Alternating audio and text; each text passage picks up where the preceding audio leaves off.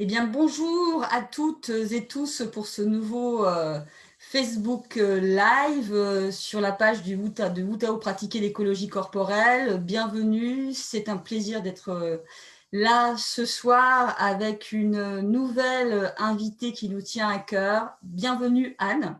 Bonjour Anne. Bonjour Delphine, merci, bienvenue. Donc c'est Anne Guéquière qui est là pour ce live, bien sûr avec la présence d'Imanou et de Paul, les créateurs créatrices et créateurs du Wutao, où nous allons évoquer pour ce live la thématique du Wutao comme art évolutionnaire et la métamorphose. Pourquoi? Eh bien parce que Anne, et comme peut-être beaucoup d'entre vous le savez et la connaissez à travers ses podcasts Métamorphose qui cartonnent depuis plusieurs mois. Je crois que tu nous as dit juste avant 1 million de vues par mois, et d'écouter. 1 million d'écoutes par mois, Anne, c'est génial. Déjà, bravo. Franchement, bravo, parce que pour moi, c'est un bon signe. Ça veut dire que la France va bien. Alors, je dirais l'espace francophone va bien et que tous ces arts, ces pratiques, ce mouvement créatif et ce changement de paradigme est en cours et que quelque chose s'éveille, que quelque chose au niveau des consciences, même si tout ne semble pas forcément aller dans le sens matériellement et de manière très pratique et pragmatique, on va dire. Mais il y a quelque chose qui se passe par ailleurs pour que les personnes s'éveillent et aient envie d'écouter ces podcasts. Donc déjà, merci à toi pour ça. Merci, merci. Oui, Je ça rappelle faisait un aussi, mouvement de oui, fond. Ouais. Et un grand merci. et je rappelle aussi que tu es fondatrice de la revue et du site internet Féminin Bio, Anne, qui est numéro 1 dans le bien-être et le féminin depuis maintenant de nombreuses années, que tu t'es lancée avec ce projet des métamorphoses et des podcasts et que ça a tout de suite Oui. fonctionné, ça a matché, comme une belle rencontre amoureuse qui match, et ben ça a matché avec les auditrices et les auditeurs, donc c'est super. Que tu es par ailleurs auteur d'ouvrages et de jeux, et je rappelle donc qu'il y a l'oracle Métamorphose qui est très original dans son concept, puisque c'est un roman, Anne vous invite dans un roman initiatique qui est illustré par 52 cartes qui vous font vivre comme une sorte de voyage initiatique de la psyché ou de l'âme. Je vais reprendre le terme de Corinne Sombrin que j'ai bien aimé, pour les psychonautes que nous sommes. Eh bien, cet oracle est parfaitement adapté. Donc, je vous invite toutes et tous à pouvoir aller. Je sais que Céline, par ailleurs, qui est derrière son écran, va laisser des infos défiler. Vous allez avoir ce lien pour découvrir l'oracle de métamorphose. Voilà. Anne, je tiens à dire aussi que tu es une des plus belles et meilleures ambassadrices que nous ayons depuis de nombreuses années avec le Wutao. Je le dis du fond du cœur. Tu n'as jamais manqué un moment au cours de ta visibilité, de ta notoriété pour citer, nommer, rendre visible le Wutao qui en a besoin, parce que c'est un jeune art qui célèbre ses 20 ans cette année, que tu as eu un coup de foudre. Peut-être que j'ai parlé beaucoup d'amour, c'est pour cela. Mais que c'est un coup de foudre et que tu t'es même formée, qu'aujourd'hui tu es une enseignante de Wutao qui n'enseigne pas forcément à ce jour, mais qui a tout entre les mains pour pouvoir transmettre, et il y a 1000 manières de transmettre. Donc, merci pour ça aussi, Anne, qui, par ailleurs, dans nos échanges autour du Wutao et ce laboratoire expérimental du Wutao, voilà 15 jours, tu exprimes que tu ressens, perçois le Wutao comme un art évolutionnaire. Art évolutionnaire. Et donc, ma première question qui s'adresse à toi, Anne, puisque tu es notre invitée, et puis ensuite, Imanou et Paul prendront la parole. Qu'est-ce que signifie pour toi un art évolutionnaire et pourquoi tu vois dans le Wutao tu as cette vision? Il faut parler de vision, je pense. Oui, quand tu m'as posé la question, quand on a préparé cette rencontre, je me suis replacée dans le contexte de l'époque où j'avais parlé de cela. Et c'était un peu mes premiers pas. Alors d'abord, attends, je ne t'ai pas remercié pour toute cette introduction. Déjà, moi qui suis timide, j'étais en train de me mettre presque sous la table, tellement tu as dit de… de choses gentilles et adorables sur moi. C'est vrai que je vous aime beaucoup, hein, tous, hein, et ça a été une vraie rencontre, hein, Partagé. voilà, qu'on a vécue maintenant il y a peut-être plus d'une dizaine d'années. Et je me Je souvenais, confirme, Anne. hein, il me semble, Ça hein, fait 10 ans. ça C'est fait 10 10 ans, hein, C'était en 2011. à 2011, ça même là, ouais, ouais. Moi, je me disais il y a une dizaine d'années, ouais, 2011. Et je me souviens quand j'ai fait un peu mes premiers pas en Outaho, j'étais allée la première année aux Arcs faire ces fameux stages extraordinaires que vous proposez l'été. Je vous invite toutes et tous qui nous écoutez à vous précipiter là-bas dès que ça va rouvrir parce que c'est vraiment incroyable. Et je me souviens à la fin, donc il y avait ce temps de partage et de parole en pleine nature, là où on est à 2000 mètres d'altitude, et on partage un peu nos ressentis comme ça dans un grand cercle. Je ne sais pas combien on pouvait être à l'époque, peut-être une soixantaine, une cinquantaine, Mhm. peut-être même plus. Et chacun devait un peu partager ce qu'il avait ressenti. Et à cette époque, j'avais aussi lu un peu les philosophes américains Andrew Cohen et Ken Wilber. Ken Wilber, qui est ce très très grand philosophe américain, et ils avaient parlé de l'éveil évolutionnaire. Et donc ça m'avait beaucoup intéressée, voilà, interrogée. Donc je m'étais intéressée un petit peu à ces concepts-là, et qui parlait vraiment de ce mouvement qui accompagne le mouvement du Big Bang, qui à un moment donné est ce mouvement voilà, explosif, et qui évolue comme ça dans le temps, qui se déploie dans un sentiment à la fois de chaos, de tourbillon, et en même temps, dans ce mouvement de vie, il y a vraiment cet ordre incroyable qui est la vie, hein, qui s'incarne et qui se déroule. Et quand j'ai rencontré le Wu-Tao, j'ai vraiment senti que le Wu-Tao, en tant qu'art contemporain jeune, hein, tu le rappelais tout à l'heure, on fête nos 20 ans, je me mets vraiment dedans, en tant qu'enseignante, tu l'as rappelé, était vraiment dans cette perspective à la fois d'évolution, parce qu'il ne renie pas non plus un certain nombre d'origines, de points d'appui hein, dont il prend ses sources à travers le parcours d'Immanuel et de Paul, de leurs rencontres, de leurs arts respectifs métissés, etc. Donc il se situe vraiment dans une perspective évolutionniste, on pourrait dire, et en même temps, il a cette source créative comme ça qui jaillit comme quelque chose qui jaillit comme ça de l'ordre du chaos et qui est complètement inédit, voilà, qui a jamais été vu, qui est une espèce de source neuve et qui pour moi était tellement rafraîchissante dans ce paysage voilà, du yoga, du tai chi et sans renier évidemment toutes ces voies, hein, mais qui apportait quelque chose de, voilà, de profondément évolutionnaire, de profondément novateur, régénérant à ce moment-là. Et je l'ai senti comme un art venant s'incarner pour les gens de notre temps, voilà, en disant on peut se réclamer de traditions d'il y a 2000 ans, 3000 ans, mais finalement ces gens-là, ils vivaient très différemment de la façon dont on vit aujourd'hui. Alors que le Wu Tao vient vraiment nous parler à nous de maintenant, sans renier toute cette évolution qu'il y a derrière. Voilà. J'avais cette phrase que j'ai notée et qui je trouvais aller très bien. Je ne sais plus si c'est Andrew Cohen ou Ken Wilber qui disait nous sommes le cosmos qui a pris vie. Nous sommes l'impulsion évolutive incarnée. Et c'est ça que je ressentais et que je ressens toujours. Et c'est pour ça que je parlais d'art évolutionnaire à ce moment-là. Voilà. Ah, merci, merci Anne. Et puis, ben, du coup, ce que tu viens de dire à la fin me fait penser au livre donc du Souffle du Wu Tao, là, qui paraît, qu'on peut déjà trouver en précommande chez les libraires et dont tu es aussi la préfacière. J'ai oublié quand même de le mentionner.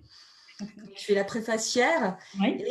Et dans le livre Le Souffle du Wu Tao, où Immanuel et Paul retracent le parcours et l'émergence, la genèse en fait de la création du Wu Tao, et où il y a cette idée de se relâcher du plancher pubopelvien qui s'inscrit justement dans un mouvement d'évolution, déjà, de quelque chose qui se met en marche. Donc voilà, je ne sais pas si ça peut inspirer le départ de ce que vous allez dire sur la notion d'évolutionnaire, mais en tout cas, j'aimerais en tout cas que vous parliez de ça à un moment donné. Bien, bah d'abord, j'embrasse Anne très fort. Ça fait des mois et des mois qu'on n'arrive pas à se voir en présentiel. Et ça me manque. Alors, Voilà, je te prends et je te fais une embrassade. Tout dit, tout dit. Euh, le mouvement dans le Wu Tao pour être dans la pratique, puisque Delphine nous induit là-dessus sur le relâcher et la prise d'appui du plancher pubopelvien, permet en fin de compte de bien sentir en soi le mouvement de l'évolution qui a permis la verticalisation et donc la marche. Mais on pourrait s'arrêter là et on pourrait croire que l'humain est fini dans cette verticulation qu'il a enfin atteinte. Et dans le Wu Tao, on reprend ce mouvement de relâcher coccyx-sacrum pour revenir dans la matrice intra-utérine d'évolution. Donc on fait ce mouvement un peu d'introspection, puis de nouveau de sortie, de naissance, d'évolution, de verticalisation et de marche. Mais en rajoutant un espace qui est l'espace de l'évolution, c'est-à-dire l'évolution qu'il y a en moi, car je ne suis pas fini. Et nous trouvons, et nous avions trouvé avec Immanou, que tout le monde, y compris beaucoup le monde d'art, malgré ses aspirations, n'intégrait pas forcément l'idée que l'humain était en évolution et que l'humanité n'est pas finie. Et qu'il y a un espace à mettre, à arroser, à ressentir en soi d'un devenir qui est déjà là comme l'aube qui se lève, etc., etc. Et pour ça, on s'est inspiré aussi donc de quelqu'un qui a révolutionné, et c'était un duo, c'était un couple aussi, qui est donc Sri Aurobindo et Mira Alfassa, plus connu sous l'appellation de mère, Sri Aurobindo. Et pas Miro Alfasso, et qui ont révolutionné l'idée de la spiritualité en disant que tout ce qui venait du passé était entre guillemets obsolète. C'est-à-dire que ça devait être, comme l'a dit d'ailleurs Anne, un point d'appui, c'est-à-dire que on ne renie pas notre histoire et l'histoire, donc il y a un point d'appui, mais comme l'évolution fonctionne par bonds et non pas d'une manière linéaire, il est important de prendre appui et de sortir et de créer et d'inventer quelque chose qui correspond à la vague d'évolution qu'il y a au jour d'aujourd'hui. Tiens, je voulais mentionner comme synchronicité que justement j'ai reçu mon exemplaire cet après-midi, juste avant le live. Alors j'ai trouvé ça très beau parce que comme vous le savez, j'habite en Suisse et souvent le courrier de France parfois met 2 à 3 semaines à arriver. C'est parfois très long. Et cette couverture là qu'on a mis aussi sur Instagram et les réseaux sociaux avec cette photo d'Immanou en mouvement qui a suscité pas mal d'émoi, qui est absolument extraordinaire et qui montre vraiment cette voilà, à la fois le souffle, hein, puisque là c'est le 2e tome de votre livre et en même temps qui montre tout l'art du Wu Tao est exprimé dans cette photo. C'est magique. Je voulais vous le redire aussi parce que pour moi, ce livre, on parle de plus en plus du souffle. Il y a des livres qui sortent sur le sujet, mais je dois dire que c'est vraiment un livre qui est vraiment inspiré et qui n'est pas un livre tendance. Voilà. Tiens, on parle de la respiration, on va faire vite fait un livre sur la respiration. Voilà. Et moi, si je peux me permettre, par rapport pour m'avoir replongé un petit peu dans ce moment-là, et d'ailleurs ça a été tout à fait juste, quand tu as énoncé le mot évolutionnaire, je me souviens très bien, ça m'a un petit peu suspendu. Mon souffle s'est suspendu. Et j'ai vraiment écouté là où ça a résonné. Et je me dis, tiens, là tu disais quelque chose que je n'avais pas, peut-être que je n'osais pas, que je n'avais pas entendu ou reconnu dans cette... en tout cas de l'extérieur, que quelqu'un me disait quelque chose sur l'art que nous aimons transmettre et que nous aimons proposer. Voilà. Et donc à ce moment-là, eh bien, ça fait comme pour Paul, en reparlant, j'ai repensé à Aurobindo et Mira Alfassa, et avec cette mémoire du devenir, on portait cette mémoire du devenir, et aujourd'hui, par rapport à tout ce que nous vivons et par rapport pour le situer, on en est vraiment là, on en a un petit peu déjà parlé, mais c'est quelque chose qui, chaque jour, en réalité, parce que du coup, ça va vraiment faire sens sur le côté métamorphose, eh bien, chaque jour fait que on en est là, et à chaque fois, on est obligé de se réactualiser, se replacer, pour sentir ce mode d'évolutionnaire dans l'art et dans cet art, parce que ça ne nous laisse pas le choix, ça veut dire qu'on est obligé de se sentir en transformation. On est, on a cette sensation, cet appel, on va dire, de l'âme, cet appel de l'âme qui est de cette chrysalide dans lequel on a été pris, dans lequel on est obligé d'aller dans jusqu'au bout de notre transformation, de notre évolution. Et donc, quand ça fait, je me souviens, ça fait bzzz, comme une sorte de son silencieux, ça fait bzzz entre mes deux oreilles, et puis dans tout mon corps, parce que je ressens beaucoup les mots, les paroles, les couleurs, les choses comme ça, et et j'ai laissé cheminer, et je trouve que c'est génial de repartir là-dessus et voilà, de se retrouver et de démarrer ce moment ensemble à parler de l'évolutionnaire et de ton regard porté et de ta pertinence. Voilà, je te remercie.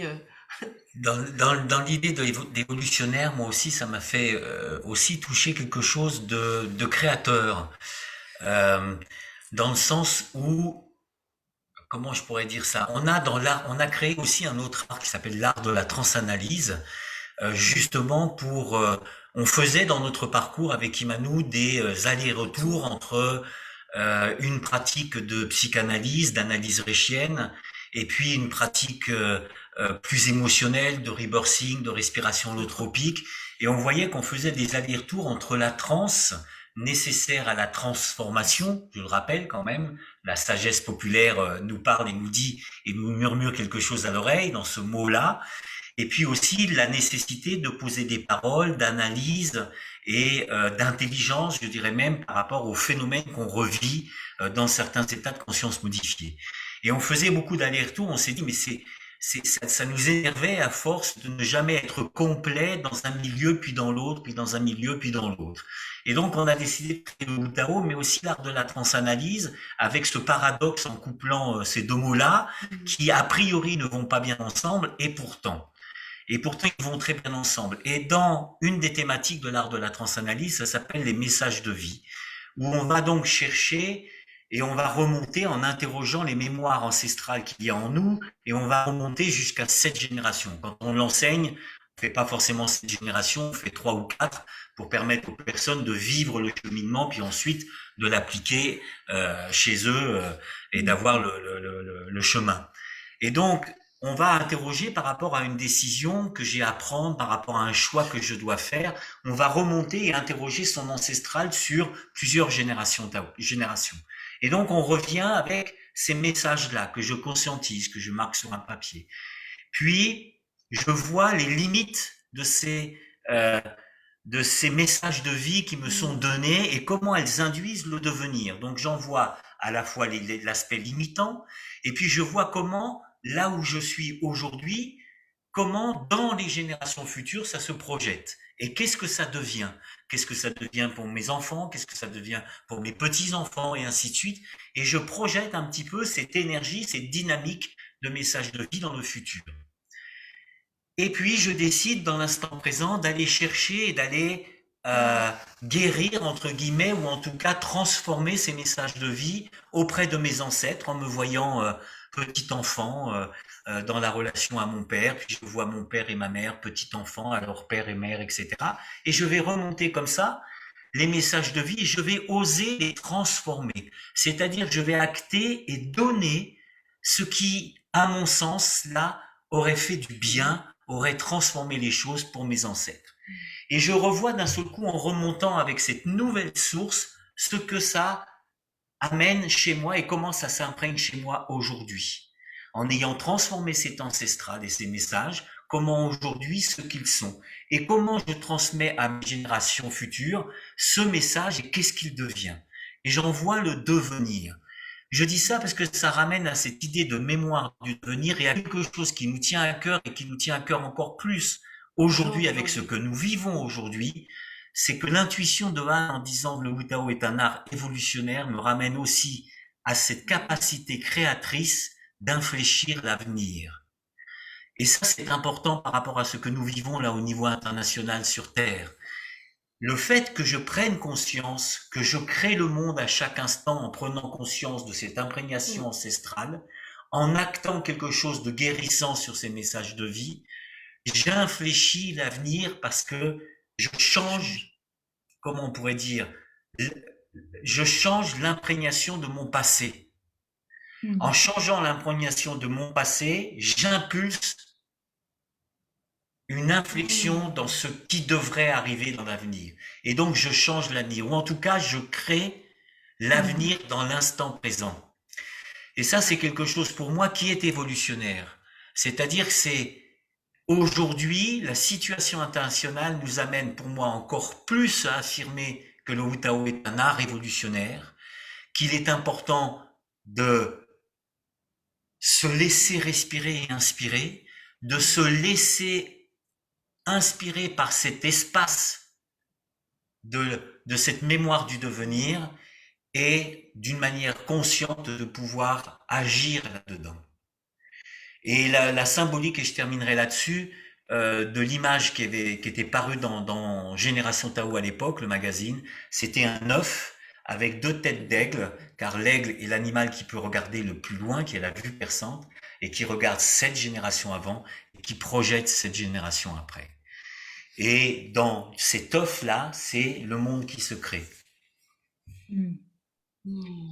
Et puis en plus, par rapport à ce que tu dis, pour rebondir là, ça faisait écho avec ce que dit aussi le physicien Philippe Guillemant et ce qu'il écrit dans ses livres, que il y a à la fois une ligne temporelle qui est déjà tracée, comme si une route était déjà visible, et en même temps, à tout moment, on a la possibilité de prendre des chemins de traverse ou de ne pas suivre finalement cette ligne temporelle qui semble tracée, comme là tu le disais avec la situation actuelle, où on a l'impression qu'on va vers un certain futur, alors qu'en fait, Franck Lobvet aussi le dit bien en disant au moment où je marche, à la fois ça n'a jamais existé, et en même temps, ça a toujours été là. Voilà, c'est ces deux mouvements en fait de vie qui se superposent. Et pour répondre, enfin, pour aller, il y a vraiment cette notion de temps qui, qui, qui va se dissoudre. Parce que c'est vrai qu'il y a, dans le Butao, on va vraiment vivre à chaque instant ce pas qui n'existe pas. Et même dans le fait de la revivance dans le Butao, c'est à chaque fois, pour moi, c'est comme si je recommençais à chaque fois quelque chose de nouveau. Mais je vais quand même toujours plus loin. Mais avant, ça, et c'est vrai que c'est le pas que je vais poser à cet endroit, et ben, il n'a pas existé avant et pourtant il a toujours été là. Et c'est vrai qu'il y a quelque chose qui se dessine. Je vais poser le pas dans le vide et la marche apparaît. C'est vraiment, c'est sans arrêt ces notions-là. Et c'est vraiment comme un saut dans le vide. C'est voilà, ça se manifeste au moment du présent. Et ça, c'est très étonnant. Le Et ça koan se de Guillemot, je manifeste. crois que c'est... Oh, pardon, Emmanuel. Le koan de Guillemot, je crois que c'est se souvenir du futur. Et Eh la ben, mémoire c'est du la mémoire du devenir. devenir, se souvenir du futur. Mm. C'est la mémoire des nous, on appelait Oui, ça c'est les mêmes vraiment utilisations de paradoxes de pour créer un paradoxe. espace, en fin de compte. Et vraiment pour créer l'instant et d'observer ce qui se passe dans l'instant et de se ressentir à cet instant et de voir que rien n'a existé avant et que tout peut exister maintenant. Donc, Alors moi, j'ai une vision d'infléchir l'avenir. Alors vraiment, j'ai une vision de tunnel. Ça va vous faire c'est la sourire parce que naissance vraiment, c'est tellement la naissance que Ah j'ai oui. une vision de tunnel à et de travers tunnel qui peut bouger c'est vrai. dans un monde et créer un monde et naître à un monde qui est différent. Donc vraiment, j'ai Ouais. vraiment une vision de naissance avec vraiment une vision de tunnel qui se déplace. Ouais. Et suivant ce que je suis aujourd'hui et Et, la conscience que j'y mets, ben soit il fait ça, et il s'ouvre sur un monde, soit il fait ça et il s'ouvre sur un autre monde. Mm. Voilà. et en plus, Et c'est ça, transparent. ça dépend de mon instant présent. Oui, c'est ça. Mais je pense Ça qu'en nous ce renvoie à ça. moment, plus que jamais, redonner le pouvoir à chacun, en tant qu'individu, mais aussi en tant que tribu, en tant que collectif, en tant que société, c'est plus que jamais important de sentir que j'ai un pouvoir créateur et que je peux en faire quelque chose et se me remettre en mouvement, parce que le Wu Tao est un art révolutionnaire, est un art du mouvement évolutionnaire, et de ne pas laisser les choses stagner, mais de se mettre en mouvement, de ne pas laisser les tensions se rétracter le sens de la créativité. Ça me fait penser, Anne, je me dis là, dans cet élan-là, qu'est-ce qui t'a motivé quand tu as créé les podcasts, et ce qui t'a amené à les appeler métamorphoses. Est-ce qu'on n'est pas un peu dans le même thème à ce moment-là, quelle a été ton aspiration pour appeler ce mouvement métamorphose? Je sais que c'est un thème qui t'est cher, la métamorphose, que tu as écrit plusieurs ouvrages sur ce thème, mais qu'est-ce qui te tient à cœur dans cet espace de la métamorphose? Métamorphose au-delà des formes. Transforme aussi. Pas finalement qu'au-delà, transforme. Je pensais à ça cet après-midi. Je pensais au transpersonnel en me disant la métamorphose, c'est vraiment... Bon, la métamorphose, en théorie, c'est on passe d'une ancienne forme à une forme totalement nouvelle qui n'existait pas avant. Alors que moi, je le vois justement plus dans un continuum de quelque chose d'évolutionnaire, avec une sorte de mutation finalement de voilà, une transcendance, une mutation de la forme. C'est plutôt ça que j'entends, en tout cas appliqué à nous aujourd'hui, humains. Et comme si, parce que parfois on dit, va falloir sortir à un moment de sa chrysalide. Je ne sais pas si en tant qu'humain incarné, on sort à un moment donné de notre chrysalide pendant notre chemin sur Terre. Est-ce qu'on n'en sort pas au moment de la mort? Est-ce que c'est pas ce moment-là finalement? Est-ce qu'on n'est pas toujours sur ce chemin du devenir, à cheminer? Voilà. Donc c'est vrai que cet art de la métamorphose, il me questionne tout le temps, en permanence, de se dire. Une fois, je me souviens en partageant avec Paul, quand vous étiez venu en Suisse, tu avais dit il faut être amoureux de la connaissance de soi. Et ben moi, c'est vraiment ça. C'est vrai que j'ai le sentiment, ça m'a fait beaucoup écho quand tu as dit ça, Paul, parce que depuis que je suis enfant, j'ai le sentiment d'avoir cette quête de connaissance de soi, de comprendre l'humain, de comprendre pourquoi. Ça a été la quête finalement des hommes de tout temps. Hein. On n'est pas nouveau à se poser ces questions-là. Hein. Quand on relit les philosophes très très anciens, finalement, sont exactement les mêmes questionnements, parfois même les mêmes conclusions. On a l'impression qu'à la fois on avance énormément, on évolue, et en même temps, il y a quelque chose qui est, voilà, qui est cette grande question. Donc pour moi, la métamorphose participe vraiment de cette grande odyssée humaine. Voilà. Alors, je pense, Anne, que oui, de tout temps, il y a eu ces fameuses questions, hein, des philosophes, des chercheurs, des quêteurs, on pourrait dire aussi, ce qui est un petit peu différent.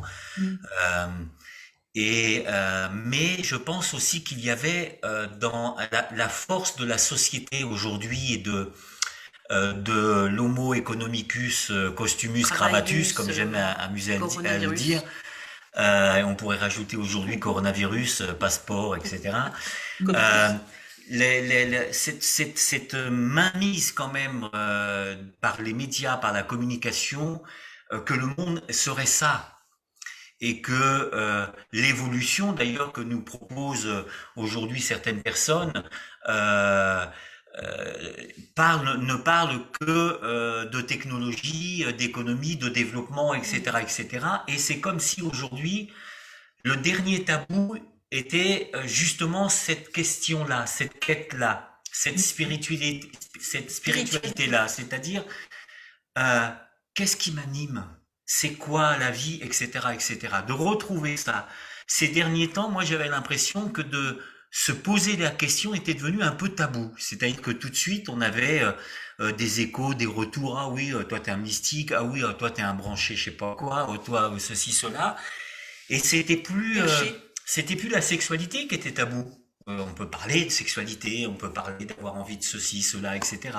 Non, c'est de nouveau la spiritualité, la question spirituelle, y compris même dans l'enseignement.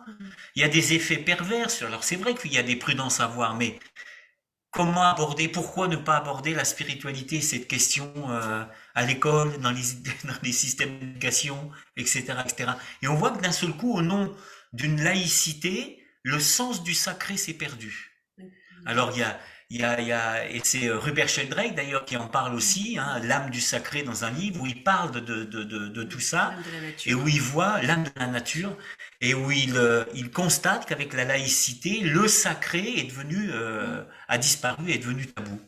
Et donc je pense que c'est important justement de le remettre, alors de le remettre d'une nouvelle façon, pas ancienne. C'est ça, où on réinvente et parce qu'on n'est plus à la même époque, parce que, etc. Je partageais comme toi. Je me suis posé ces questions, effectivement. Je pense que on est des questeurs et des questeuses, hein, je sais pas comment on dit réellement, mais que toutes ces questions ont été moult et moult fois sur l'odyssée de l'humanité. Mm. Et puis, et en même temps, il y a quelque chose au fond de moi qui me dit, mais il y a quelque chose de différent. Je ne sais pas pour quelle raison.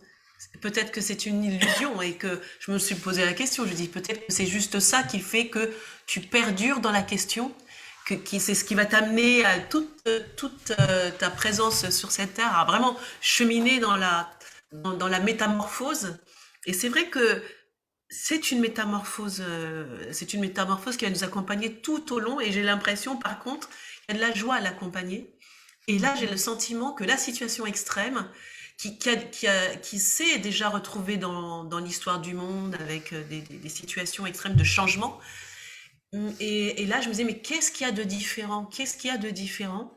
Et ben, c'est que j'ai ce sentiment que cette fois, il y a quelque chose qui est de l'ordre du sensible qu'on évoquait dans l'autre live, qui est apporté de tout le monde en même temps, avec beaucoup plus de monde, et quelque chose Ah oui, qu'on peut partager. c'est plus local. C'est plus C'est local, partout. c'est plus mon éveil personnel que je fais, ma transformation, mon évolution. Mais là, j'ai même été surprise. Je me suis dit, mais en fait, c'est un éveil global que tout le monde peut atteindre. Et en fait, j'étais d'un seul coup joyeuse parce que j'étais plus seule. J'étais plus obligée de faire comme d'une manière à l'intérieur, même accompagnée. Le chemin reste toujours unique et toujours personnel. Cette métamorphose jusqu'à devenir voilà ce que l'être qu'on doit devenir. Et Ça, c'est troublant, c'est le constat que tu faisais, Anne, quelles que soient les époques, quelle que soit la technologie qui nous entoure, la performance de ceci, ça cela, reste le même, le chemin de connaissance de soi reste toujours à faire. reste toujours à faire.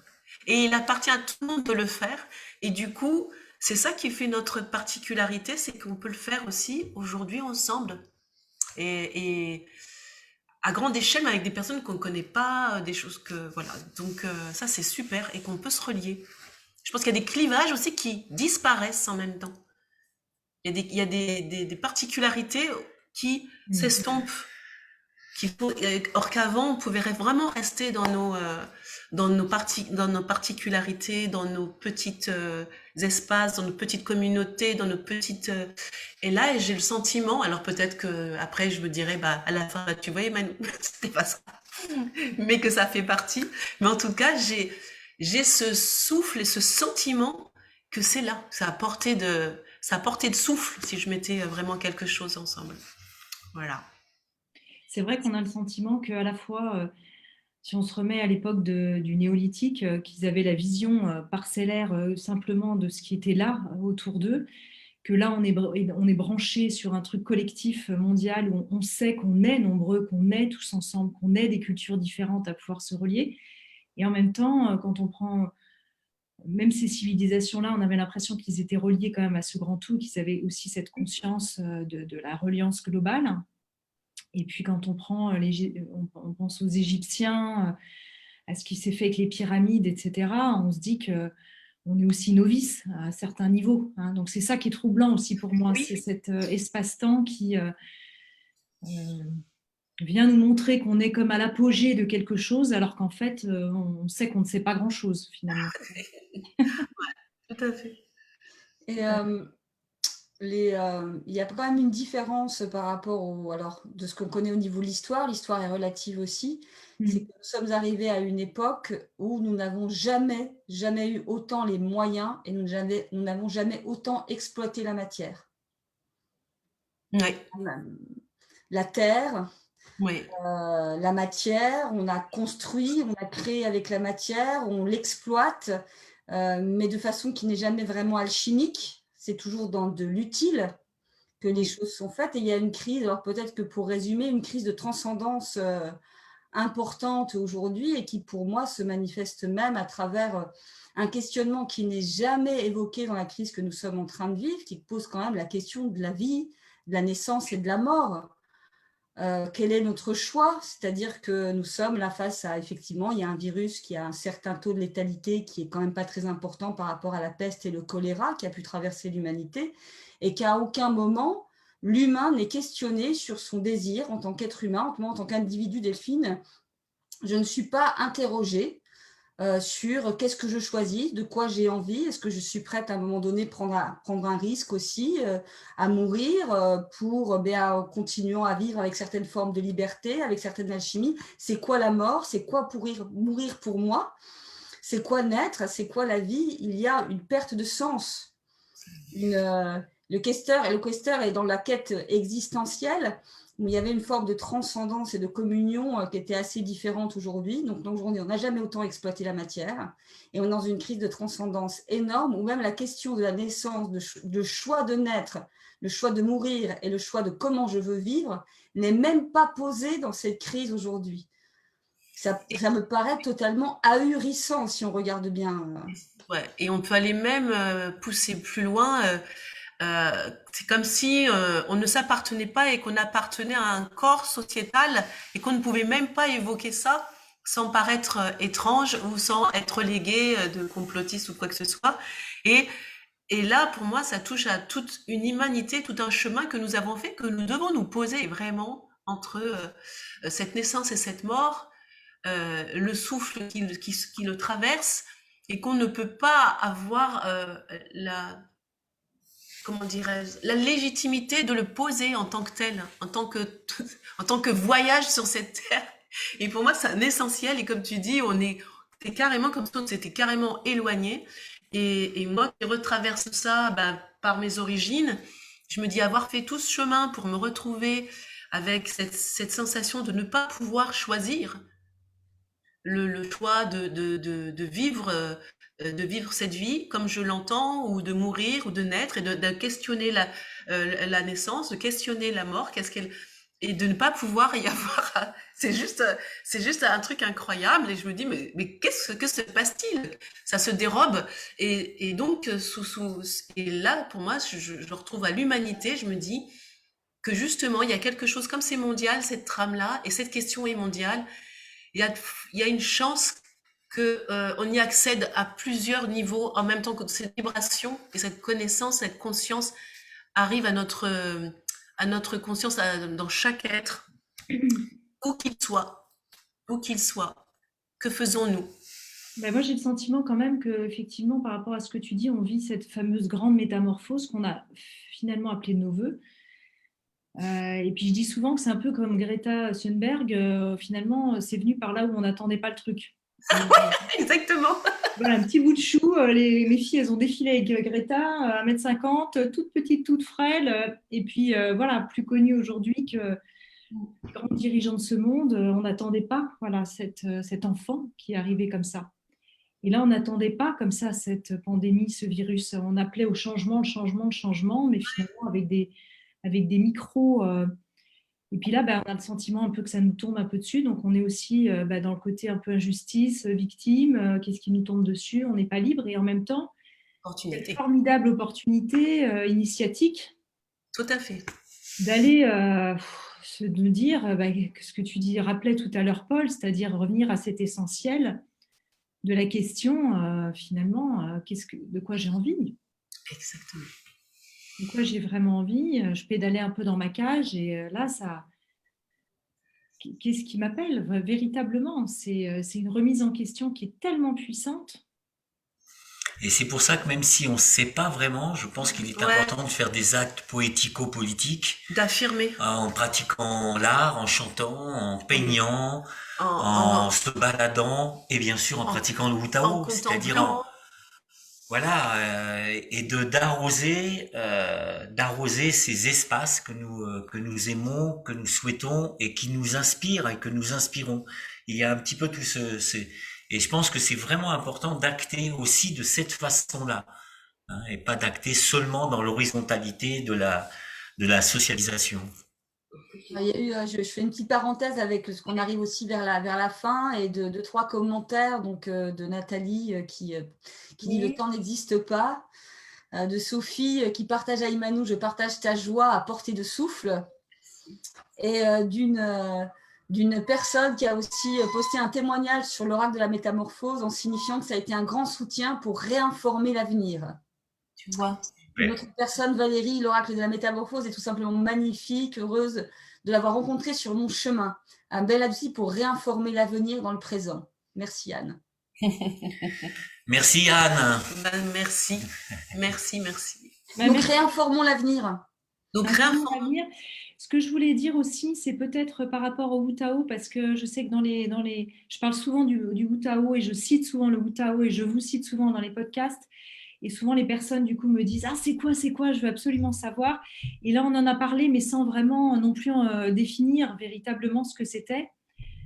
Peut-être ce serait intéressant juste pour que vous ayez le mot de la fin un peu là-dessus, pour peut-être rééclairer sur cet art corporel. Et toi, Anne, ça m'intéresserait aussi, comment toi, tu en parlerais? Alors, moi, je l'ai dit tout à l'heure, c'est un art contemporain, j'insiste dessus, parce que c'est une pratique qui est jeune et c'est ça qui m'a plu aussi beaucoup. Et ce que j'ai adoré, c'est qu'elle intègre vraiment le tout, le visible et l'invisible, l'ancré, le sacré. Tu parlais du sacré, Paul, tout à l'heure, l'âme et le corps à travers... vraiment, elle nous replace dans cet état originel et divin en nous faisant goûter un espèce de vraiment d'état d'être qui est vraiment particulier, qui est pour moi une synthèse de tellement de choses que je captais comme ça avec mes antennes hypersensibles depuis longtemps. Et vous avez fait cette synthèse. Et ça, je l'ai retrouvé nulle part. Parce qu'à la fois, c'est effectivement très beau à pratiquer. Il y a vraiment cet art du geste et du mouvement. Imanou était danseuse et puis Paul, champion du monde de Kung Fu. Donc c'est vrai qu'on retrouve vraiment cette précision, cette beauté du geste qui m'a beaucoup appelée aussi. Et puis à la fois cette intégration, il y a un mouvement qui est vraiment du ciel et de la terre. Donc c'est un art qui pour moi est extrêmement complet. Voilà, un art corporel qui est extrêmement complet.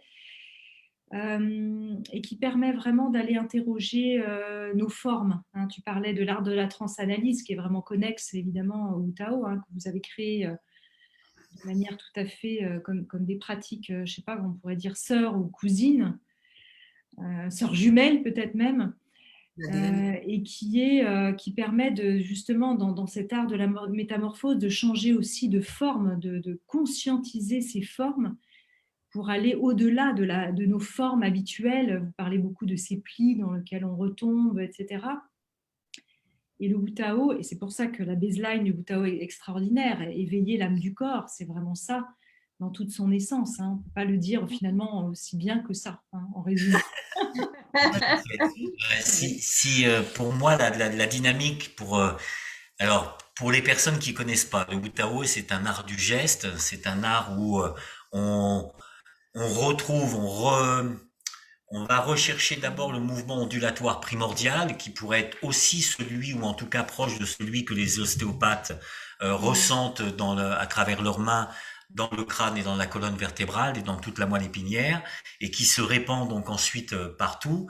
Et cette vague d'ondes primordiales, pour les ostéopathes, la santé, c'est quand justement elle circule dans tout le corps et autour du corps et dans sa connexion cosmotellurique. Et donc dans le Wu Tao, on a un temps de pratique où on va retrouver ce mouvement ondulatoire, on va le restaurer après l'avoir retrouvé pour qu'il soit fluide, harmonieux, et une fois qu'on l'anime, on va pouvoir ensuite le déployer dans des calligraphies de gestes. Et c'est ces calligraphies de gestes qui donc ensuite sont respirées. Avec aussi une présence de l'instant présent par la respiration aussi pulmonaire. Et donc une attention sur la circulation du souffle par la respiration pulmonaire et les calligraphies de gestes. Et sinon, par rapport à la dynamique aussi d'art révolutionnaire et aussi de cette baseline d'éveiller l'âme du corps, là encore, avec Imanou, on a risqué quelque part cette baseline parce que elle allait à contresens, c'est-à-dire de tous les enseignements d'une manière générale, où tous les enseignements, quelque part, visent plus ou moins une mortification du corps pour quitter ce corps et pour révéler l'âme. Et presque donc jusqu'à même mourir, quitter ce corps et redevenir éventuellement âme. Et donc là, nous, avec Imanou, dans notre cheminement de vie, on s'est dit, mais il y a quelque chose qui va pas. il y a quelque chose qui n'est plus de cette époque. C'est-à-dire cette époque d'échelle et de sortie de corps et de mortification pour même transcender le corps, ça va pas. Il faut être dans l'autre sens, c'est-à-dire qu'il faut faire descendre, comme le dit Manu, descendre les étoiles, le ciel dans ma cellule. C'est-à-dire qu'on est dans une phase où c'est le corps qui doit être sacralisé et pas se sacraliser en quittant Dans le le corps. corps. Et donc, éveiller l'âme de corps, le Wu Tao, c'est bouger avec du sacré. Ne plus bouger d'une manière sportive, mécanique, partitionnée. C'est bouger avec la globalité, mais pas la globalité seulement biomécanique, seulement corporelle, la globalité spirituelle. Je bouge avec mon âme qui bouge, c'est mon âme qui me fait bouger, c'est cet espace sacré de divin, c'est cette éternité qui bouge en moi et que je laisse me bouger.